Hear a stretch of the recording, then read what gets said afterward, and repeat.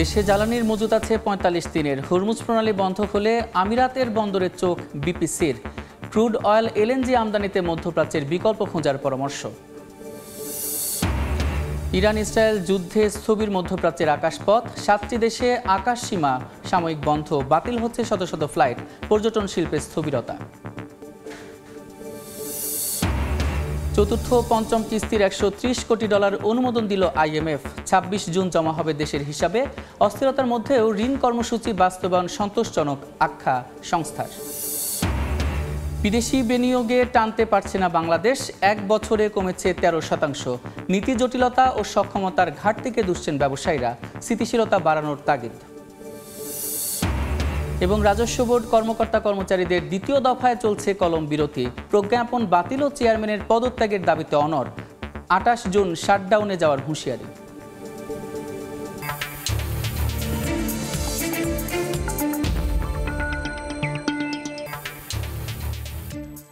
দেখছিলেন শিরোনাম। আমন্ত্রণ জানাচ্ছি দেশ ও দেশের বাইরের অর্থ বাণিজ্যের নানা খবর নিয়ে আমাদের নিয়মিত আয়োজন এ সময়ের বাণিজ্যে। আপনাদের সঙ্গে আছি আমি সাদিক হাসান ইমন। ইরান ইসরায়েল যুদ্ধের কারণে হরমুজ প্রণালী বন্ধের হুমকির মুখে থাকলেও আগামী ৪৫ দিন বাংলাদেশে জ্বালানি তেলের কোনো সংকট হবে না। এই মুহূর্তে ৩২ দিনের ডিজেল ও ফার্নেস অয়েল, ১২ থেকে ১৫ দিনের অকটেন পেট্রোল ও জেট ফুয়েল সহ নানা জ্বালানি তেলের মজুদ করে তুলেছে বাংলাদেশ। চলতি মাসে বন্দরে ভিড়বে তেলবাহী আরও ৫টি জাহাজ। তবে যুদ্ধ দীর্ঘায়িত হলে তেলের দাম বাড়ার শঙ্কায় বিপিসি। শাখা চুপুর ক্যামেরায় বিস্তারিত জানাচ্ছেন কমল দেব।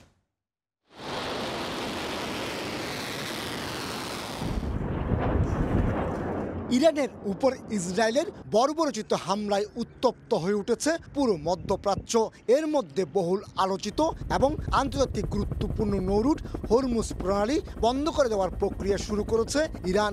এই অবস্থায় দক্ষিণ পূর্ব এশিয়ার দেশগুলোতে জ্বালানি তেলের সংকট সৃষ্টির সংখ্যা দেখা দিয়েছে। তবে আগে থেকে বাংলাদেশ পর্যাপ্ত জ্বালানি তেলের মজুত রাখায় কিছুটা চিন্তামুক্ত বাংলাদেশ পেট্রোলিয়াম কর্পোরেশন। বিশেষ করে সৌদি আরব থেকে মাসে ১ lakh metric ton crude oil আনতে হয় বাংলাদেশকে। এক্ষেত্রে হরমুজ প্রণালী বন্ধ হয়ে গেল। বিকল্প হিসাবে রয়েছে আরব আমিরাতের ফুজিয়ারা বন্দর। ক্রুড অয়েল ওখান থেকেও মাঝে মাঝে আমাদের লোড হয়। সো ওইটা থেকে আমরা ধারণা করছি তারা ওই বন্দরটা ব্যবহার করতে পারবে যদি হরমুজ প্রণালী বন্ধ হয়ে যায়। বাংলাদেশের ক্রুড অয়েল সৌদি আরব এবং এলপিজি ও এলএনজি কাতার থেকে হরমুজ প্রণালী হয়ে আসলো।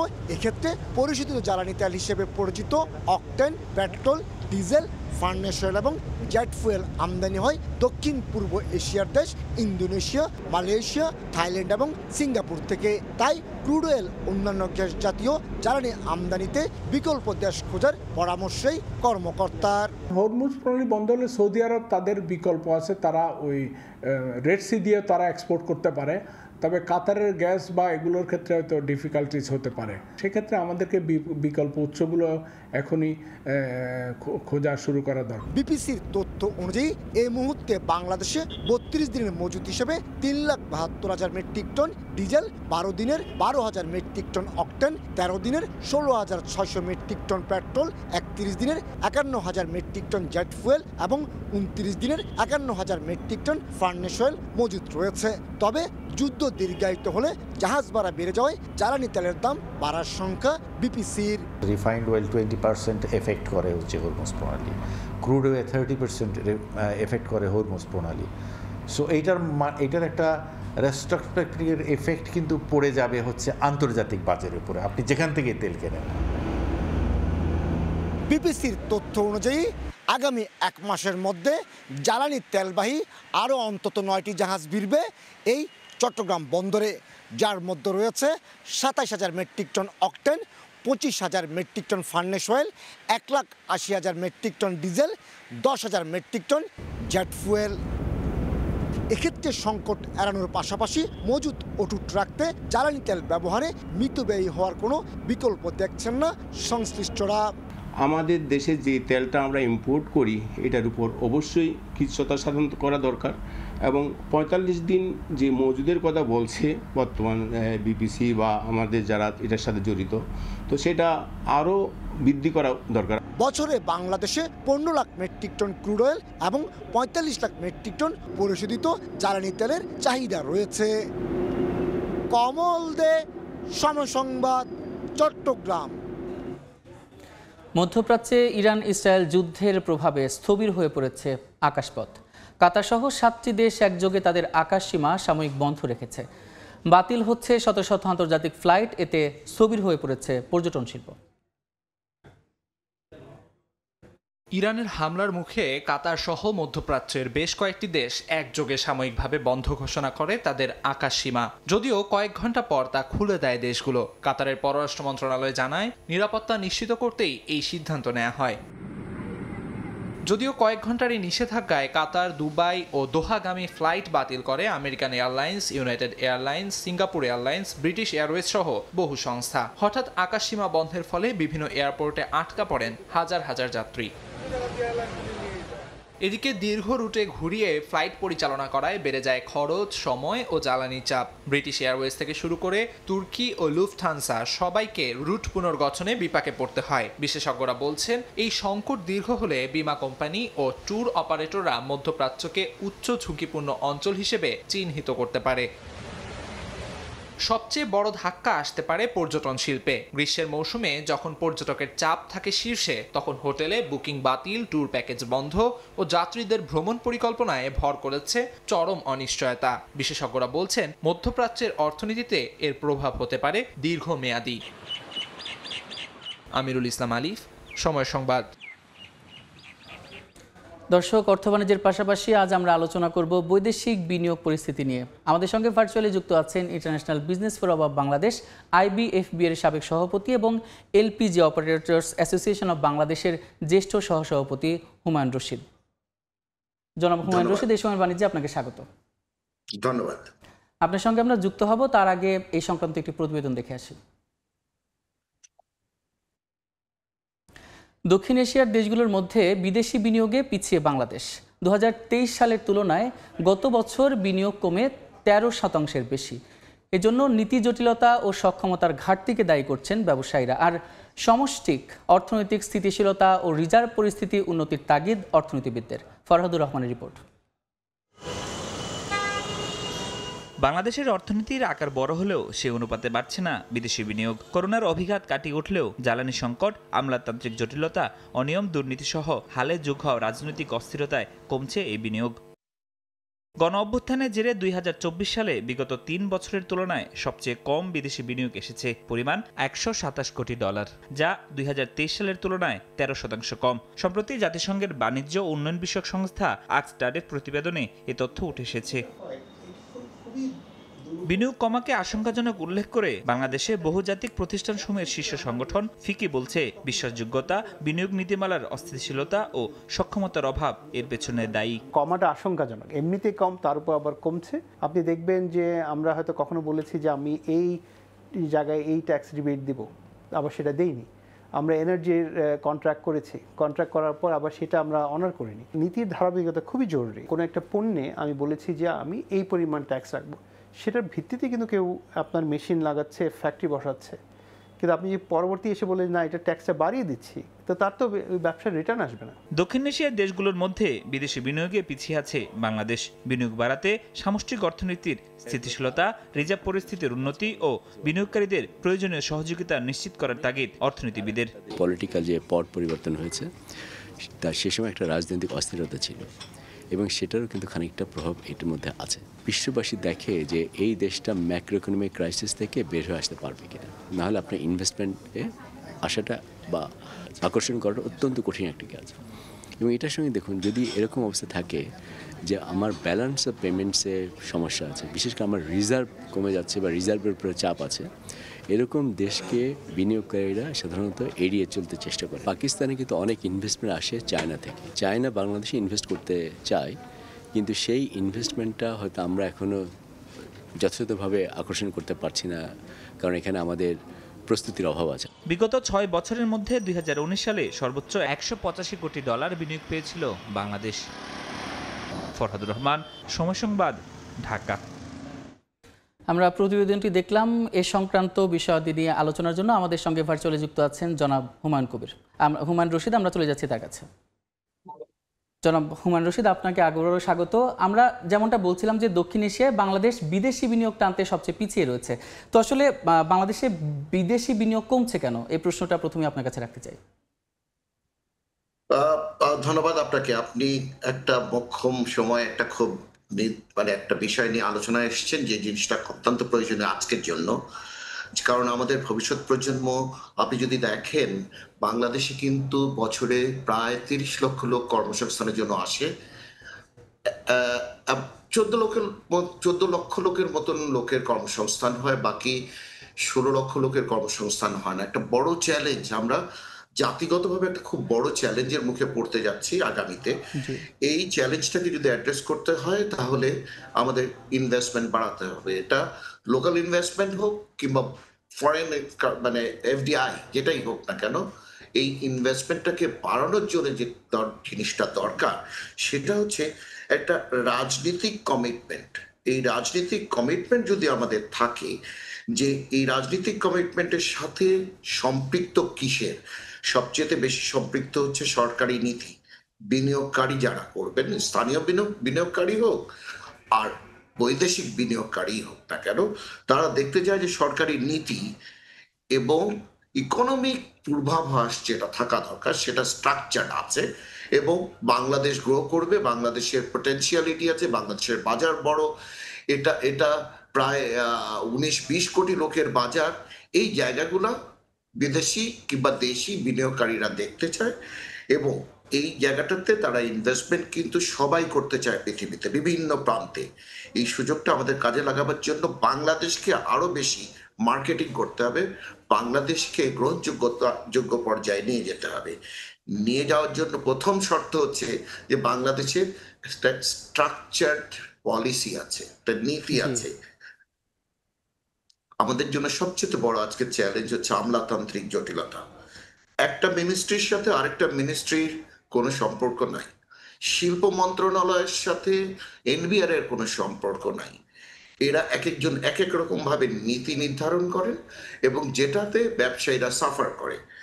আপনার এই ডাইরেক্ট এফডিআই যদি আমরা আনতে চাই, আনতে হলে আমাদের এই জায়গাগুলোকে অ্যাড্রেস করে সামগ্রিকভাবে একটা রিফরমেশন দরকার। এর মাঝখানে যেগুলো অন্তরায় হয়েছে, যেগুলো এফডিআই বছরকে বছরে কমছে, এর পিছনে অন্তরায় হিসাবে আমরা যেটা দেখি সেটা হচ্ছে যে ডলারের সংকট একটা বড় জিনিস। একজন এফডিআই যিনি ইনভেস্ট করেন, উনি প্রফিটটাকে রেমিট করতে চান। এই রেমিটেন্স একটা বিগ টাইম প্রবলেম। এখানে একটা মানে সাংঘাতিক বড় ব্যুরোক্রেসি আছে। এই ব্যুরোক্রেসির পিছনে যে জিনিসটা সর্বদা লেগে আছে, সেটা হচ্ছে দুর্নীতি।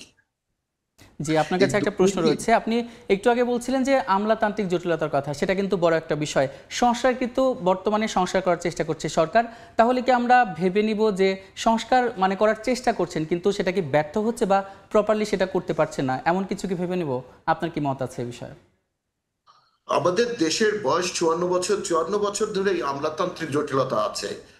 আপনি ওভারনাইট এই আমলাতান্ত্রিক জটিলতা ছাড়াতে পারবেন না। এই আমলাতান্ত্রিক জটিলতা, এই রিফরমেশনটা, এটা একটা মহৎ উদ্যোগ, এটা খুব ভালো কাজ এবং এটা প্রশংসার দাবি রাখবে এটা আগামীর প্রজন্মের কাছে। কিন্তু এটার আপনি যদি সত্যিকার অর্থে রিফরমেশনসের এফেক্ট দেখতে চান, যে এটা কতখানি কাজে লাগছে কিংবা কাজ করছে এবং ব্যুরোক্রেসি থেকে কিভাবে বেরিয়ে আসতে পারছে, এটা যদি দেখতে চান, আপনাকে আরো 5 বছর 10 বছর অপেক্ষা করতে হবে।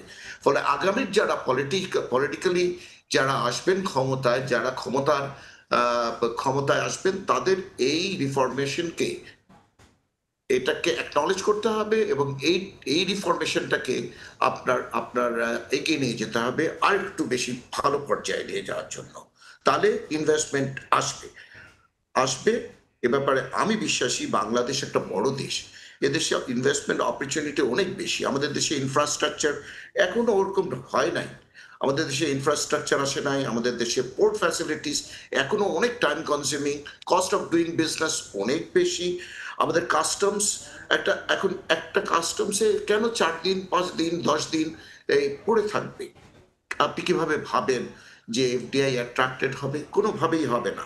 এই জায়গাগুলোকে আমাদের রিফরমেশন রিফরমেশন দরকার, এবং সাথে সাথে যারা এটার সাথে সম্পৃক্ত, এবং প্রত্যেকটা মেকানিজমে একটা ক্যাপাসিটি বিল্ডিং এর প্রয়োজন আছে। এই ক্যাপাসিটি বিল্ডিং এর আমরা প্রতিনিয়ত এই কথাগুলো বলছি।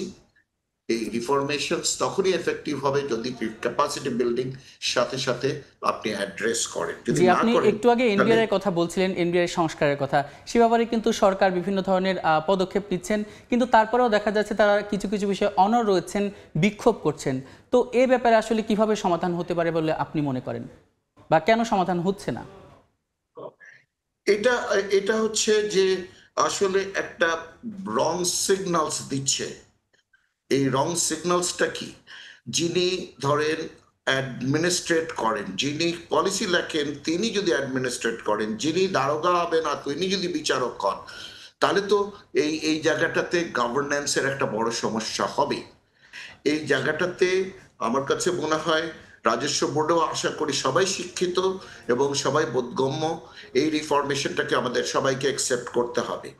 এর ভিতরে যদি কোনো কিছু হয় যে জিনিসটা বাজারে কিংবা ব্যবসায়ী সমাজে কিংবা প্রচলিত ব্যবসা, এই যে সাপ্লাই চেনে কোনো যাতে কোনো ব্যাঘাত না ঘটে। জি, আপনার ব্যাপারে আরেকটা জানতে চাই যে দেখা যায় জ্বালানি সংকট দেখা যায় বিনিয়োগ বাড়াতে কিন্তু অনেক প্রতিবন্ধকতা সৃষ্টি করে। এক্ষেত্রে ইরান ইসরায়েলের যে যুদ্ধটা বর্তমানে টালমাটাল বিশ্ব বাণিজ্য, এবং সেখানে কিন্তু দেখা যায় যে জ্বালানি সংকট বাংলাদেশেও ঘটতে পারে। এটা আসলে বিনিয়োগ টানতে মানে কতটা ব্যারিয়ার মানে তৈরি করতে পারে বলে আপনি মনে করেন, আর এখান থেকে কিভাবে উত্তরণ সম্ভব? একটা অর্থনীতির রক্ত প্রবাহ হচ্ছে জ্বালানি। একটা মানুষের দেহে যেমন রক্ত প্রবাহ হয়ে দেখা যায় না, জ্বালানি কিন্তু দেখা যায় না, কিন্তু এই জ্বালানি দিয়ে রক্ত প্রবাহের মতন অর্থনীতির চাকা ঘোরে। এটা যদি বন্ধ হয়ে যায় তাহলে কিন্তু আমাদের অর্থনীতিতে একটা বিশাল ধস নামবে, কর্মসংস্থানে একটা বিশাল ধস নামবে। আমাদের দেশের জন্য একটা বিরাট চ্যালেঞ্জ হিসাবে আমাদের সামনে আসতে পারে। আমরা কি চাই? আমরা চাই আন্তর্জাতিকভাবে এই সমস্যার সমাধান হোক, আমরা চাই অতি দ্রুত এটা অ্যাড্রেসড হোক। আমরা কামনা করি যে সারা বিশ্বে টনক নড়বে, কারণ 20-21% এই জ্বালানি কিন্তু এই হরমুজ প্রণালী দিয়েই সরবরাহ হয়। ফলে এই জায়গাটা যদি ডিস্টার্বড হয় সারা বিশ্বে কিন্তু জ্বালানির দাম বাড়বে এবং সরবরাহ স্বল্পতা এসে যাবে। ফলে এটা আপনি ওভারনাইট অন্যান্য সোর্সে সোর্সিং করতে পারবেন না, এটা একটা সময়ের ব্যাপার। আমরা বুঝতে পেরেছি, এবং আমাদের কিন্তু সেটাই প্রত্যাশা যে আন্তর্জাতিকভাবে মোকাবেলা মিটুক এবং সব ধরনের সমস্যা মোকাবেলা করে বাংলাদেশে বিদেশি বিনিয়োগ বাড়ুক। আপনাকে অসংখ্য ধন্যবাদ এই সময়ের বাণিজ্যে যুক্ত হওয়ার জন্য। অনেক ধন্যবাদ। আমরা এতক্ষণ আলোচনা করছিলাম বাংলাদেশে বিদেশি বিনিয়োগ নিয়ে, আর এর জন্য আমাদের সঙ্গে ভার্চুয়ালি যুক্ত ছিলেন জনাব হুমায়ুন রশিদ। এবার অন্য প্রসঙ্গ। আন্তর্জাতিক মুদ্রা তহবিল IMF থেকে ঋণ কর্মসূচি থেকে চতুর্থ এবং পঞ্চম কিস্তির 130 কোটি মার্কিন ডলার একসঙ্গে পাচ্ছে বাংলাদেশ। 26 জুন কেন্দ্রীয় ব্যাংকের হিসাবে এই অর্থ জমা হবে। অর্থ মন্ত্রণালয় ও বাংলাদেশ ব্যাংক সূত্রে জানা গেছে IMF-এর পর্ষদে সোমবার এই ঋণ অনুমোদন দেওয়া হয়। 2023 সালের 31 জানুয়ারি IMF বাংলাদেশের জন্য 3.5 বছর মেয়াদী 470 কোটি ডলারের ঋণ কর্মসূচি অনুমোদন করে। এর আওতায় আগের 3 কিস্তি মিলিয়ে 231 কোটি ডলার পেয়েছিল বাংলাদেশ, বাকি ছিল 239 কোটি ডলার। সোমবার 2 কিস্তির প্রস্তাব অনুমোদিত হওয়ার পর বাকি থাকবে 129 কোটি ডলার, যা পাওয়া যাবে পরবর্তী 2 কিস্তিতে।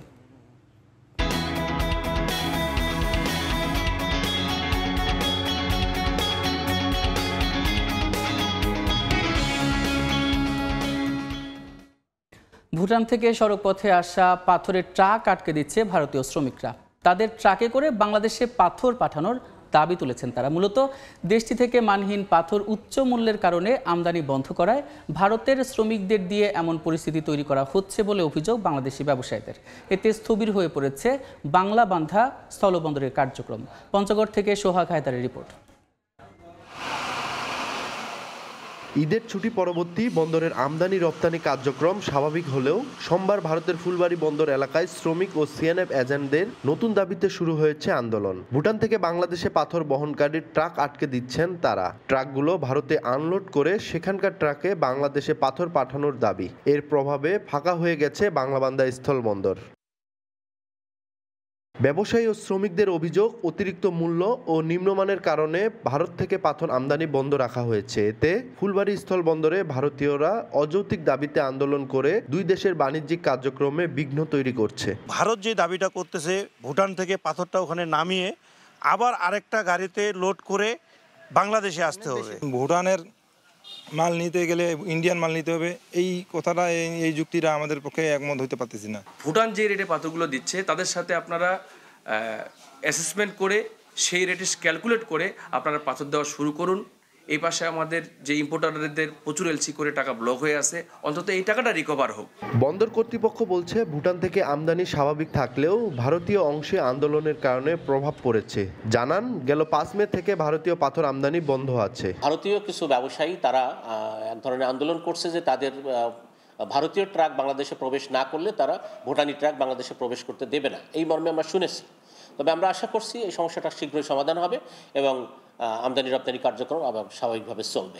ভারতের জটিলতার পরও ঈদের ছুটি শেষে রোববার বন্দর চালুর প্রথম দিনে ভুটান থেকে 20টি ট্রাকে পাথর আমদানি করা হয়েছে। অন্যদিকে বাংলাদেশ থেকে রপ্তানি হয়েছে 11 ট্রাক পাট। স্বাভাবিক আছে নেপালের সঙ্গে বাণিজ্য। সোহাগ হায়দার, সময় সংবাদ, পঞ্চগড়। দেখছেন এই সময়ের বাণিজ্য। ব্র্যাড ফ্রি ইনসুলেশন যুক্ত কঙ্কা ফ্রিজ ইঁদুর থেকে সুরক্ষিত থাকে সব সময়। রাজধানীর গুলশানে বৈশ্বিক পেমেন্ট সেবা গুগল পে এর উদ্বোধনী অনুষ্ঠানে কথা বলছেন বাংলাদেশ ব্যাংকের গভর্নর। সরাসরি যাচ্ছি সেখানে। Promoting it as a social agenda but also an economic inclusion agenda for our purpose. And we hope the financial community, the banks in particular, would fully cooperate to bring them in, not limited to 50%, maybe make 100% of the agents female in future. There is no restriction on that. We are also trying, as part of this whole agenda, our objective is to promote cashless transaction. And as we know, you know also, that we have done, I would say, a great job in terms of mobile financial system, but it is only at the middle part. At the middle part, because you send the money from Dhaka, if you are a remitter, to your family in the rural areas or to your worker in the factory from the head office. But from there, it gets cash out and then spent to the retail store. That last store-wise incorporation into the cashless system is still largely missing. We don't have the QR code introduction. We don't have the MFS network integration to the store level, to the rickshawalas, to the taxi and so on. So we need to bring it to that micro enterprise level. And once we do that, that's when the cashless transactions will go down.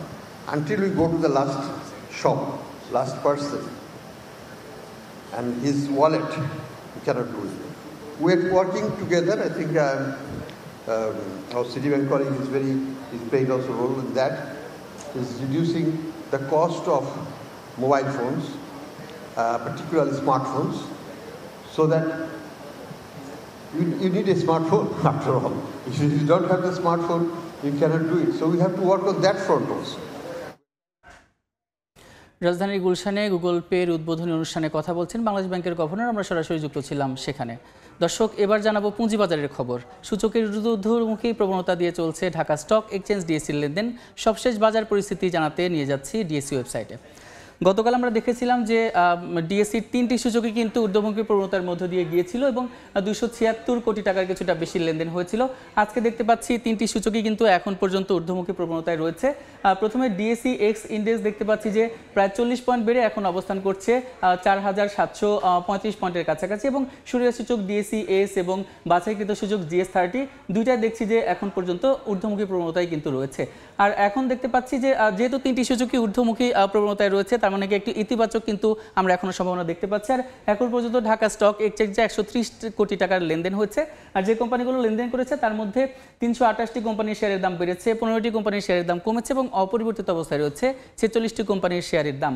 আর এখন Dhaka stock এক্সচেঞ্জের যে কোম্পানিগুলো শীর্ষে রয়েছে তাদের মধ্যে কার অবস্থান কোথায় সেটা জেনে নেব। প্রথমেই কিন্তু রয়েছে লাভেলো, তারপরেই কিন্তু রয়েছে মনো সিরামিক্স, তারপরে খান ব্রাদার্স পিপি, তারপরে রয়েছে বীজ হ্যাচারি কিন্তু তারপরে রয়েছে এবং শীর্ষ 5 নম্বরে আমরা দেখতে পাচ্ছি যে বেশ কিন্তু তারা বেশ ভালো অবস্থানে রয়েছে। তো ঢাকা স্টক এক্সচেঞ্জে দেখতে পাচ্ছি কালকে ঊর্ধ্বমুখী প্রবণতায় রয়েছিল এবং আজকেও কিন্তু এখন পর্যন্ত ঊর্ধ্বমুখী প্রবণতায় রয়েছে, তেমন একটি ইতিবাচক প্রবণতা কিন্তু আমরা দেখতে পাচ্ছি। ঢাকা স্টক এক্সচেঞ্জের ওয়েবসাইট থেকে এই ছিল আমার কাছে লেটেস্ট আপডেট। রাজস্ব অধ্যাদেশ সংস্কার বিষয়ক কমিটি বাতিল এবং এনবিআর চেয়ারম্যানের অপসারণের দাবিতে দ্বিতীয় দফায় দ্বিতীয় দিনের মতো কলম বিরতি পালন করছেন শুল্ক ও কর বিভাগের সকল দফতরের কর্মকর্তা কর্মচারীরা। এই মুহূর্তে আগারগাঁওয়ে আছেন সহকর্মী MS আরেফিন, সরাসরি যাচ্ছে তার কাছে। আরেফিন, জাতীয় রাজস্ব বোর্ড এনবিআর ভবনের সামনে কিন্তু এই মুহূর্তে জাতীয় রাজস্ব বোর্ডের অধীনে ঢাকার সকল শুল্ক ও কর কর্মকর্তারা অবস্থান নিয়েছেন। তারা সকাল থেকেই কলম বিরতি পালন করছেন এবং এই মুহূর্তে কিন্তু তারা ঢাকার সকল রাজস্ব বোর্ডের আওতায় সকল কর ও শুল্ক কর্মকর্তারা এই মুহূর্তে এনবিআর প্রাঙ্গণের সামনে এসে তারা অবস্থান নিয়েছেন এবং তারা জানাচ্ছেন যে এনবিআর বিলুপ্তির যে বিদ্যুৎ যে অধ্যাদেশ, সেই অধ্যাদেশের বিরুদ্ধেই কিন্তু তারা অবস্থান নিয়েছেন এবং তারা বলছেন যে একই সাথে এনবিআর চেয়ারম্যান যিনি বর্তমান রয়েছেন তার অপসারণের দাবি কিন্তু তারা জানিয়েছেন। এই মুহূর্তে তারা আমাদেরকে যেটি জানিয়েছেন যে এনবিআর সংস্কারের জন্য সরকার গত 19 জুন যে অধ্যাদেশটি জারি করেছে সেখানে 6 সদস্যের একটি কমিটি গঠন করা হয় এবং সেই কমিটিতে কিন্তু এই জাতীয় রাজস্ব বোর্ড বিলুপ্তির বিরুদ্ধে যে জাতীয় ঐক্য পরিষদ আন্দোলন করছে তাদের কিন্তু কোনো কর্মকর্তা কিংবা এদেরকে রাখা হয়নি এবং একই সাথে তাদেরকে অবহিতও করা হয়নি, যে কারণে কিন্তু তারা এই সংস্কার কমিটিকে পুরোপুরি বাতিল চাচ্ছেন। এবং তারা আমাদেরকে যেটি জানিয়েছেন যে গতকাল সরকারের পক্ষ থেকে তাদেরকে একটি চিঠি দেওয়া হয়েছে যেখানে বলা হয়েছে যে এই শুল্ক থেকে 6 জন এবং কর থেকে 6 জন কর্মকর্তা মোট 6 জন কর্মকর্তাকে নিয়ে নতুন করে কিন্তু সংস্কার করার জন্য তারা কমিটিতে আহ্বান জানিয়েছে। কিন্তু এই সরকারের এই চিঠিটি কিন্তু তারা বয়কট করেছে। তারা বলছে যে পুরোপুরি এই 6 সদস্যের কমিটি বাতিল করতে হবে, নতুবা তারা নতুন করে এই কমিটিতে তাদের অংশগ্রহণ তারা করবে না। এছাড়া তারা আমাদেরকে যেটি জানিয়েছেন যে আজকে দুপুর 2টা পর্যন্তই কিন্তু তারা তাদের এই অবস্থান কর্মসূচি পালন করবেন এবং এরপরে তারা একটি সংবাদ সম্মেলন করবেন যেখানে তারা তাদের আগামী দিনের কী ধরনের কর্মসূচি রয়েছে সেগুলোই কিন্তু তারা জানাবেন। আরেকটি বিষয় জানিয়ে রাখতে চাই, আজকের এই কলম বিরতি এবং অবস্থান ধর্মঘটের মধ্যে কিন্তু তাদের আন্তর্জাতিক যাত্রী সেবা এবং রপ্তানির যে বিষয় সেটি কিন্তু বাদ রাখা হয়েছে। এছাড়া যে বিষয়টি রয়েছে তারা বলছেন যে জাতীয় রাজস্ব বোর্ডের চেয়ারম্যান যিনি বর্তমানে রয়েছেন তিনি চরমভাবে অসহযোগিতা করছেন তাদেরকে এবং তারা রাজস্ব বোর্ডের যে সংস্কার রয়েছে এই সংস্কার বর্তমান চেয়ারম্যান থাকা অবস্থায় কিন্তু এই সংস্কার কাজে ব্যাপকভাবে বিঘ্ন ঘটছে বলে তারা আমাদেরকে জানিয়েছে এবং তারা বলছেন যে এই দাবি যদি পূরণ করা না হয় তাহলে আগামী 28 জুন কিন্তু তারা সর্বাত্মক শাটডাউন কর্মসূচি ঘোষণা করবেন। তো জাতীয় রাজস্ব বোর্ড ভবনের সামনে থেকে এই ছিল আমার কাছে সবশেষ খবর। রাজধানীর আগারগাঁও থেকে যুক্ত ছিলেন সহকর্মী MS আরেফিন। বিপুল সম্ভাবনা থাকার পরও পরিকল্পনার অভাবে পিছিয়ে আছে রংপুর অঞ্চলের পর্যটন খাত, অথচ এ অঞ্চলের শতাধিক রাজবাড়ি, নদী, খালবিল আর প্রাকৃতিক সৌন্দর্যকে ঘিরে গড়ে উঠতে পারে সমৃদ্ধ পর্যটন শিল্প। শাকিল মাহমুদের ছবিতে নাজমুল ইসলামের সাথে রিপোর্ট। একসময়ের গৌরবময় ইতিহাসের সাক্ষী ইটাকুমেরি জমিদার বাড়ি এখন ডুবে আছে অন্ধকারে। বছরের পর বছর সংস্কারের অভাবে টিকে আছে কিছু ধ্বংসাবশেষ, অথচ এ বাড়ি থেকেই সূচনা হয়েছিল ঐতিহাসিক প্রজা বিদ্রোহের। 1879 সালে নির্মিত তাজহাট জমিদার বাড়ি রংপুর বিভাগের অন্যতম ঐতিহাসিক নিদর্শন। তবে বিভাগের শতাধিক জমিদার বাড়ি এমনকি নারী জাগরণের অগ্রদূত বেগম রোকেয়ার পৈতৃক বাস্তবিটাও অনেকটাই অবহেলিত। ভিতরে হচ্ছে যে মানুষ বসবে, যে চা পানি খাবে, হ্যাঁ, যে রিসোর্ট হোটেল এগুলো লাগবে, এগুলো নাই। এগুলো হলে আমাদের দূর থেকে যারা দেখতে আসে তাদের জন্য আরো সুবিধা হয়। দেখার জন্য আমাদের দেশে কিন্তু অনেক কিছু আছে, আমাদের বাইরে যাওয়ার দরকার নাই, কিন্তু এই একমাত্র এই রক্ষণাবেক্ষণের অভাবের কারণেই কিন্তু আমাদের হয়তোবা আমরা দেখতে পাইতেছি না বিষয়টা। রংপুর বিভাগের বুক চিরে প্রবাহিত তিস্তা, ধরলা, ব্রহ্মপুত্র, যমুনেশ্বরী আর করতোয়া শুধু প্রাকৃতিক সৌন্দর্যের আধারই নয়, বরং হতে পারে রিভার ট্যুরিজমের সম্ভাবনাময় ক্ষেত্র। সরকারের পৃষ্ঠপোষকতা, সরকারের পরিকল্পনা এবং এখানকার উদ্যোক্তাদের আগ্রহ সব মিলে আমরা কিন্তু উত্তরাঞ্চলে একটা সম্ভাবনার চমৎকার একটা পরিবেশ সৃষ্টি করতে পারি। তবে বিভাগীয় কমিশনার জানিয়েছেন এরই মধ্যে এই অঞ্চলের পর্যটন খাতকে সমৃদ্ধ করতে নেওয়া হয়েছে নানা উদ্যোগ। জেলা প্রশাসনকে আমাদের নির্দেশনা দেওয়া আছে, তারা ঐতিহ্যগতভাবে যে সমস্ত স্থাপনাগুলো আছে সেগুলো সংস্কার এবং সেগুলোকে রক্ষণাবেক্ষণ করার জন্য ব্যবস্থা নিতে, যার মাধ্যমে আমরা দেশবাসী তথা বিশ্ববাসীকে এই পর্যটন কেন্দ্রিক আকর্ষণ যেন আমরা করতে পারি। রংপুর বিভাগের ইতিহাস, প্রকৃতি আর সংস্কৃতিকে ঘিরে পর্যটনের যে বিপুল সম্ভাবনা রয়েছে, যথাযথ পরিকল্পনার মধ্য দিয়ে তা হয়ে উঠতে পারে অর্থনৈতিক সমৃদ্ধির অন্যতম শক্তি, বলছেন সংশ্লিষ্টরা। নাজমুল ইসলাম নিশাত, সময় সংবাদ, রংপুর।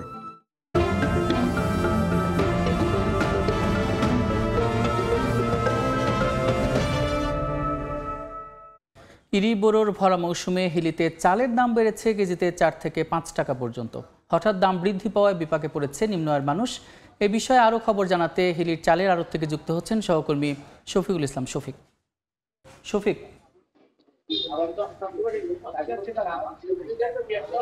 বোরো মৌসুমের শুরুতেই হিলির চালের আড়তগুলোতে প্রতি কেজি চালের দাম কিন্তু 3 থেকে 6 টাকা পর্যন্ত বৃদ্ধি পেয়েছে। তো এখানে যে চিকন জাতের চালের দাম প্রতি কেজিতে আমরা দেখেছি 2 দিনের ব্যবধানে এখানে বেড়েছে, এখানে 5 টাকা বেড়েছে এবং মোটাতে বেড়েছে কিন্তু এখানে 3 থেকে 4 টাকা পর্যন্ত। তো ব্যবসায়ীরা বলছেন যে যারা যেখান থেকে চাল আনছেন সেখান থেকে তারা বেশি দামে কিনতেছেন, এমনটাই তারা বলছেন। তো এখানে চালের দাম বৃদ্ধি পাওয়ায় কিন্তু অনেকটাই বিপাকে পড়েছেন যারা নিম্ন আয়ের মানুষ, যারা চাল কিনতে আসছেন তাদের সঙ্গে কিন্তু তাদের বেশ একটা কথা কাটাকাটি হচ্ছে। বর্তমানে 2 দিন আগেও কিন্তু স্বর্ণা জাতের চাল ছিল কিন্তু 52 টাকা, সেটা আজকে বিক্রি হচ্ছে 56 টাকা। 28 জাতের চাল ছিল 56, সেটা 58 টাকা। একইভাবে মিনিকেটে কিন্তু প্রায় 4 টাকা বৃদ্ধি পেয়ে বিক্রি হচ্ছে 72 টাকা। আর মোটা চাল প্রতি কেজিতে কিন্তু 3 টাকা পর্যন্ত বৃদ্ধি পেয়েছে। তো আসলে এখানে আরেকটা বিষয় বলা যেতে পারে যে ব্যবসায়ীরা বলছেন যে ধানের দামটা কিন্তু অনেকটা ঊর্ধ্বমুখী। যে ধানের দামটা প্রথম দিকে কিন্তু 1000 থেকে 1100 টাকা প্রতি মণ বিক্রি হলো, সেটা বর্তমানে বিক্রি হচ্ছে 1400 টাকা থেকে 1600 টাকা প্রতি মণ বিক্রি হচ্ছে। আর এই যে ধানের দাম বৃদ্ধি পাওয়ার কারণে কিন্তু চালের দাম বৃদ্ধি পেয়েছে। তবে ব্যবসায়ীরা কিন্তু যারা বিক্রি করছেন তারাও কিন্তু বলছেন যে সিন্ডিকেট করে কিন্তু বৃদ্ধি পাওয়ার কারণে কিন্তু মূলত কিন্তু দামটা বৃদ্ধি পেয়েছে এখানে। আর বৃদ্ধি পাওয়ার কারণে কিন্তু আমরা দেখেছি যে যারা চাল কিনতে আসেন তারাও বেশ একটা বিপাকে পড়েছেন। তো সব ব্যবসায়ীরা কিন্তু বলছেন যে সরকার যদি এই ভরা মৌসুমে বাজার যদি নিয়ন্ত্রণ করতো, বাজার নিয়ন্ত্রণ করলে হয়তো চালের দাম হয়তো স্বাভাবিক থাকতো। তো ব্যবসায়ীরা বলছেন যে সরকার যদি চাল আমদানির অনুমতি দিলে হয়তো বাজারটা কিন্তু আরও স্বাভাবিক থাকবে, এমনটাই তারা বলছেন। তো হিলি থেকে চালের দাম বৃদ্ধি নিয়ে এতদিকে ছিল আমার কাছে সর্বশেষ। হিলির চালের আড়ত থেকে যুক্ত ছিলেন সহকর্মী শফিক। তরুণদের উদ্ভাবনী উদ্যোগ এবং ব্যবসায় আরও সহায়তা ও সম্পৃক্ততা নিশ্চিত করার উদ্দেশ্যে ইউনিলিভার বাংলাদেশ লিমিটেড, ইউবিএল এবং অরেঞ্জ কর্নার্স বাংলাদেশ ও সিবিইউ যৌথভাবে একটি আলোচনা অনুষ্ঠানের আয়োজন করে। সোমবার রাজধানীর একটি 5 তারকা হোটেলে আয়োজিত ecosystem in action powering future builder শীর্ষক অনুষ্ঠানে তরুণ উদ্যোক্তারা বিনিয়োগকারী, কর্পোরেট নেতৃত্ব এবং উদ্যোক্তা সহায়তাকারী বিভিন্ন প্রতিষ্ঠানের সঙ্গে সরাসরি কথা বলার সুযোগ পান। আলোচনায় উঠে আসে নেতৃত্ব, ব্যবসায় প্রবৃদ্ধি এবং বাংলাদেশে উদ্যোক্তা হিসেবে টিকে থাকার বিভিন্ন চ্যালেঞ্জ। অনুষ্ঠানে সরকার, দূতাবাস এবং উন্নয়ন সংস্থার প্রতিনিধিদের পাশাপাশি উপস্থিত ছিলেন বিকাশের প্রতিষ্ঠাতা ও প্রধান নির্বাহী কামাল কাদির এবং ইউনিলিভার বাংলাদেশের চেয়ারম্যান এবং ব্যবস্থাপনা পরিচালক জাভেদ আক্তার।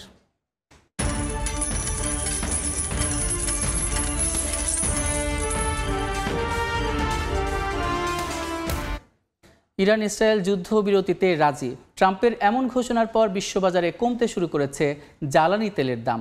ইতিবাচক ধারার ইঙ্গিত এশিয়ার শেয়ার বাজারেও। এদিকে দাম কমার ধারাবাহিকতা বজায় রয়েছে ক্রিপ্টোকারেন্সি ও স্বর্ণের বাজারে। ইসরায়েল ও ইরান যুদ্ধবিরতিতে রাজি হয়েছে। মার্কিন প্রেসিডেন্ট ডোনাল্ড ট্রাম্পের এমন ঘোষণার পর বিশ্ববাজারে কমতে শুরু করেছে জ্বালানি তেলের দাম। সপ্তাহ ব্যবধানে মঙ্গলবার তেলের দাম সর্বনিম্ন পর্যায়ে নেমে এসেছে। বার্তা সংস্থা রয়টার্স জানিয়েছে ব্রেন্ট ক্রুডের দাম 3.76% কমে ব্যারেল প্রতি নেমেছে 68.79 ডলারে, যা দিনের শুরুতে 4%-এরও বেশি কমে 11 জুনের পর সর্বনিম্ন পর্যায়ে নেমেছিল। এদিকে ইউএস ওয়েস্ট টেক্সাস ইন্টারমিডিয়েট অপরিশোধিত তেলের দাম $2.7 বা 3.94% কমে ব্যারেল প্রতি 65.46 ডলারে দাঁড়িয়েছে, যা গত 9 জুনের পর সর্বনিম্ন। যুদ্ধবিরতি ঘোষণার পর এশিয়ার শেয়ার বাজারে ইতিবাচক ধারা ফিরতে শুরু করেছে। জাপান, দক্ষিণ কোরিয়া এবং অস্ট্রেলিয়ার প্রধান সূচকগুলো ঊর্ধ্বমুখী দেখা গেছে। এদিকে কমেছে বিটকয়েন, ইথার, বাইন্যান্স সহ অধিকাংশ ক্রিপ্টোকারেন্সির দাম। কমতির ধারা অব্যাহত রয়েছে স্বর্ণের দামও। ট্রেডিং ইকোনমিক্সের তথ্য, মঙ্গলবার প্রতি আউন্স স্বর্ণ বেচাকেনা হচ্ছে $3,352। ফরহাদুর রহমান, সময় সংবাদ। বাজেটে বিদেশ থেকে প্রবাসীদের স্বর্ণ বহনে নতুন বিধিনিষেধ আরোপ করায় বিপাকে পড়েছেন দুবাইয়ের স্বর্ণবাজারে বাংলাদেশি ব্যবসায়ীরা। বাংলাদেশি এবং ভারতীয় নির্ভর হওয়ায় ক্রেতা শূন্য হয়ে পড়ার আশঙ্কায় তারা। প্রতিষ্ঠিত বাংলাদেশি স্বর্ণ ব্যবসায়ীরা নিঃস্ব হওয়ার দুঃস্বপ্ন দেখছেন। শিবলি আল সাদিকের রিপোর্ট। দুবাইয়ে স্বর্ণের বাজারে অন্তত 100 প্রবাসী বাংলাদেশি ব্যবসায়ী আছেন, যাদের ক্রেতা মূলত বাংলাদেশ, পাকিস্তান ও ভারতীয়রা। কয়েক মাস আগে ভারত সরকার জুয়েলারি পণ্যে শুল্ক প্রত্যাহার করায় ক্রেতা হারাচ্ছেন দুবাইয়ের ব্যবসায়ীরা। এবার যোগ হয়েছে বাংলাদেশে কার্যকর হওয়া নতুন ব্যাকেজ রুলসের প্রভাব। নতুন নিয়মের ফলে আগের চেয়ে কম স্বর্ণ দেশে নেওয়ার সুযোগ পাচ্ছেন প্রবাসীরা। এতে বিক্রিতে ধস নেমে ব্যবসা হারানোর শঙ্কায় প্রবাসী বাংলাদেশি স্বর্ণ ব্যবসায়ীরা। দুবাই আমাদের গোল্ড মার্কেটের সাথে আমাদের প্রবাসী বাংলাদেশিদের অনেক প্রতিষ্ঠান জড়িত আছে, যেখান থেকে প্রবাসীরা গোল্ড খরিদ করতেন এবং ওই দোকানদার রেমিটেন্স বাংলাদেশে পাঠাতেন। তো এইভাবে অর্থনীতির সাথে আমাদের এই গোল্ড মার্কেট একটা ওতপ্রোতভাবে জড়িত ছিল।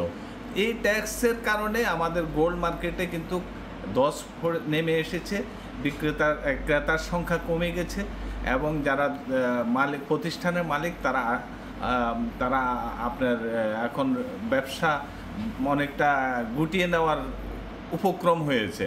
বর্তমানে একজন প্রবাসী বছরে যতবার ইচ্ছা 117 গ্রাম স্বর্ণ নিয়ে প্রবেশ করতে পারেন। নতুন নীতিমালা অনুযায়ী বছরে একবার 100 গ্রাম স্বর্ণ নেওয়া যাবে। এছাড়া আগে শুল্ক দিয়ে একটি টিটিবার বহনের যে সুযোগ ছিল সেটিও এখন থাকছে না। সরকারের এমন সিদ্ধান্তে অসন্তুষ্ট প্রবাসীরা। পূর্ববর্তী সরকারের যে নীতিমালা ছিল, বর্তমান সরকার আরো বেশি কঠোর নীতিমালা প্রয়োগের কারণে বর্তমানে পূর্ববর্তী সময় দেখা যেত যে আমাদের বাংলাদেশি ক্রেতাগণ ছিলেন, তারা এখান থেকে 100 গ্রাম গোল্ড এবং 10 টিটি যে 10 টিটি বার ছিল সেটি এখান থেকে নিয়ে যেতে পারবেন। এখন বছরে মাত্র একবার তারা এখান থেকে নিয়ে যেতে পারেন, যার কারণে অনেকটাই বাংলাদেশি ক্রেতারা অনেকটা এখান থেকে কমে দিয়েছে। তাদের দাবি, আগের ব্যাগেজ রুলস অনুযায়ী সরকার প্রচুর রাজস্ব পেত, এখন তা থেকে বঞ্চিত হবে। অপরদিকে ক্ষতির মুখে পড়বে প্রবাসী স্বর্ণ ব্যবসায়ীরা এবং শক্তিশালী হবে চোরাচালান সিন্ডিকেট। শিবলি আল সাদিক, সময় সংবাদ, সংযুক্ত আরব আমিরাত। এ পর্যায়ে শীর্ষ সংবাদগুলো জানিয়ে দিচ্ছে আরেকবার। দেশে জ্বালানির মজুত আছে 45 দিনের। হরমুজ প্রণালী বন্ধ হলে আমিরাতের বন্দরের চোখ বিপিসির। ক্রুড অয়েল, এলএনজি আমদানিতে মধ্যপ্রাচ্যের বিকল্প খোঁজার পরামর্শ। চতুর্থ পঞ্চম কিস্তির $130 কোটি অনুমোদন দিল IMF। 26 জুন জমা হবে দেশের হিসাবে। অস্থিরতার মধ্যেও ঋণ কর্মসূচি বাস্তবায়নে সন্তোষ আখ্যা সংস্থার। এবং বিদেশি বিনিয়োগ টানতে পারছে না বাংলাদেশ, 1 বছরে কমেছে 13%। নীতি জটিলতা ও সক্ষমতার ঘাটতিকে দুষছেন ব্যবসায়ীরা, স্থিতিশীলতা বাড়ানোয় তাগিদ।